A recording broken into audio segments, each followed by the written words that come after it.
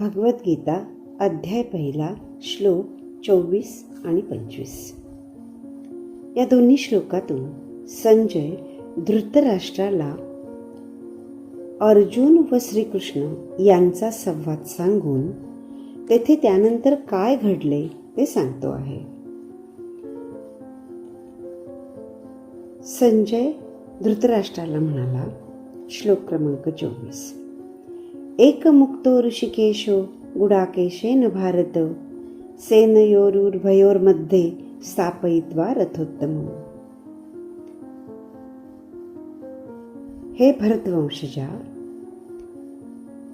याप्रमाणे अर्जुनाने सांगितल्यावर ऋषिकेशाने म्हणजेच भगवान श्रीकृष्णाने दोन्ही सैन्यांच्या मध्यभागी त्यांचा तो सर्वोत्तम रथ नेऊन उभा केला.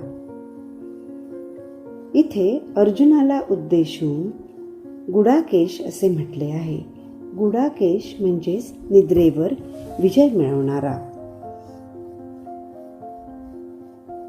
भगवान श्रीकृष्ण अर्जुनाच्या आपल्या परमभक्ताच्या मनातील विचार जाणू शकत असल्याने श्रीकृष्णाने अर्जुनाला काय सांगितले ते या पुढील श्लोकात वर्णन केले आहे.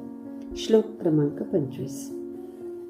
भीष्मद्रोण प्रमुखतः सर्वेषांच महीक्षितम् उवाच पार्थ पश्येतान् समवेतान् कुरुनिती. रथ दोन्ही सैन्यांमध्ये उभा केल्यानंतर श्रीकृष्ण अर्जुनाला म्हणाला,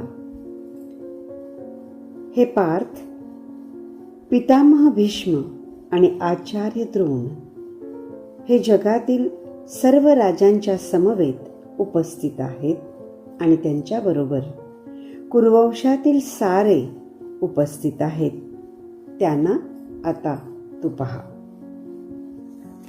येथे कुंतीपुत्र अर्जुनाला उद्देशून श्रीकृष्णाने पार्थ असे संबोधले आहे, कारण कुंती त्याची पृथा म्हणजे आत्या होती. तिचा तो पुत्र म्हणून तो पार्थ.